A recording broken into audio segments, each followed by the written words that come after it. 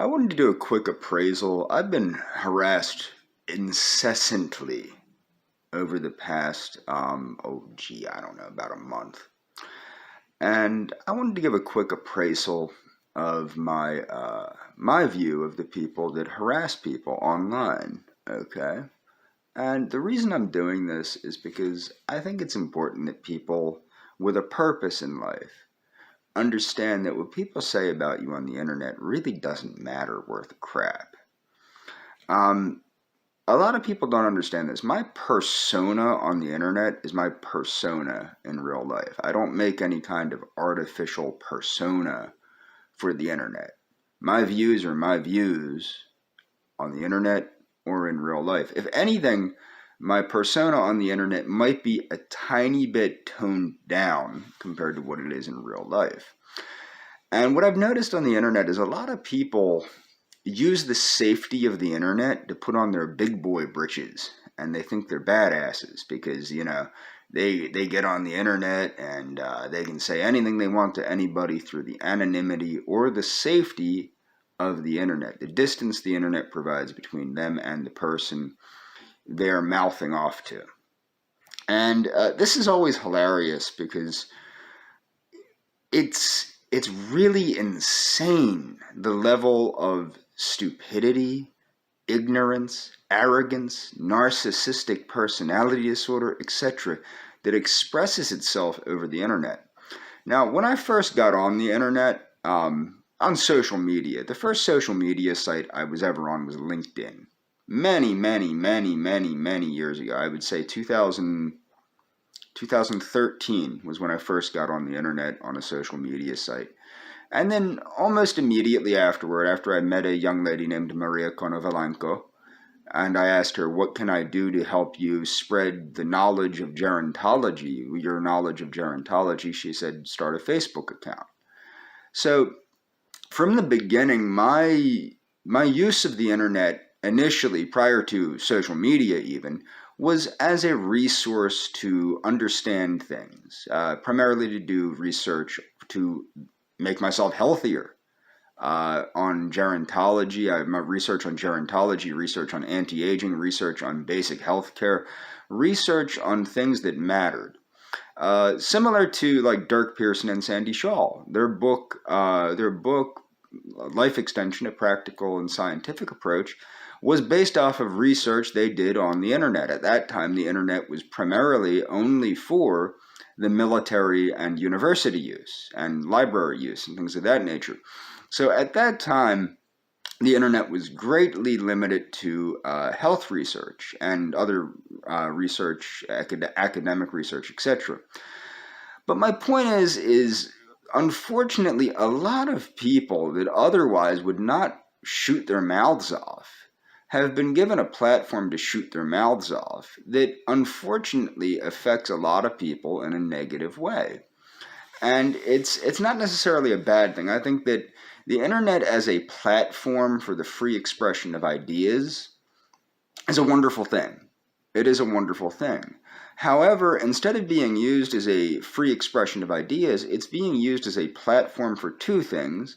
Number one, and most dangerous, I feel, is censorship. I believe that censorship is getting out of hand on the internet, and I believe people like Tulsi Gabbard, who actually want to do something about censorship on the internet, are worthwhile people for people to look into as potential candidates in the future, political candidates. The other problem is the use of harassment, the hiding behind the First Amendment as a means of harassment. There's whole armies of harassers that in real life they would not have the courage or the testicular fortitude to run their mouths the way that they do. Now, the things that I say on the internet and the people I say it to, I would say these things to people in real life. I do not have any fear of anyone. I'm not a coward by any stretch of the imagination, but most of the people harassing me in the comment sections of my videos and threatening me. For example, somebody threatened me, said they were at a convenience store around the corner from my home. I went there. They weren't there. Another day, somebody said they were at a bar, a tavern by my home. I went there. They weren't there. I'm not a coward. Somebody wants to threaten me, let them threaten me. That's what I say. You want to say you're outside my door? Be outside my door. Okay, don't give me empty threats, because they don't fulfill anything. Okay? So this is some of the harassment I put up with from cowards that live their lives hiding in the shadows of the internet, like cowards. And this has been going on since I've been on social media. A lot of people have attacked me for my political views.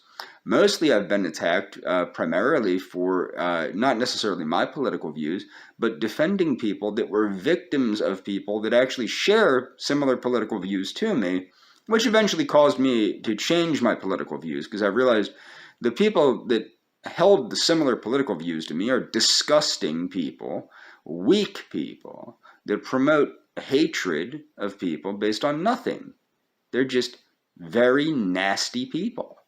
And it led my political views and my social views and things to evolve until I did start to embrace things like justicialism. People want to say I fetishize justicialism.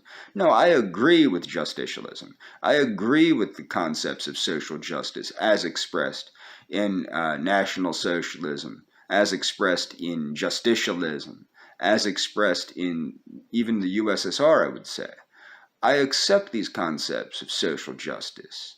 I don't accept some of the newer concepts of social justice, but yes, I accept concepts of social justice. And I think what has happened with the internet is, unfortunately, it's done a lot of things that are similar to like these people that, they get a firearm and they think they're God Almighty, and they go and they kill a bunch of innocent people. And that's kind of what the internet has done. Thankfully, it hasn't caused people to kill people, although some people are bullied to the point where they do kill themselves. But thankfully, it's not the same level of firepower as some of these people get their hands on. But it's the same mentality. It's giving somebody that's a twerp with a neck the size of my wrist the ability to speak loudly and proudly like they would not be able to do in real life because they're cowardly swine, and they couldn't do it publicly. They couldn't do it without the aid of the internet. They couldn't do it without the anonymity of the internet, and they couldn't do it without this distance, the geographical distance the internet provides them, because they're cowards. So ultimately, what I would like to say is a lot of these people, like when I go on the internet, primarily what I do on the internet is research. Still to this day, the primary thing I do on the internet is I go to pubmed.gov. I go to various different health libraries and scientific libraries and things like that, and I do research. That's primarily what I do on the internet. Okay, that is the primary thing I do on the internet. The secondary thing I do on the internet is I make videos. Okay? The third thing I do on the internet is I'm looking for a breeding partner. Okay? The fourth thing I do on the internet is defend myself against harassers. I'm not somebody that ever went around harassing people on the internet. I can't wrap my head around this mentality. To me, it is the mentality of a person with a very damaged sense of self. A very weak ego, and if penis envy was a thing, they would have penis envy. I mean, it has gotten to the point of utter ridiculousness, the level of cowardice and weakness expressed by these people. And if you look at them, they're all fat, they're all stupid, and they're all generally in poor health and weak. And the internet has given these people the ability to mouth off when in reality they lack the courage, they lack the ability, and they are in the depths of their being insignificant, cowardly, useless people.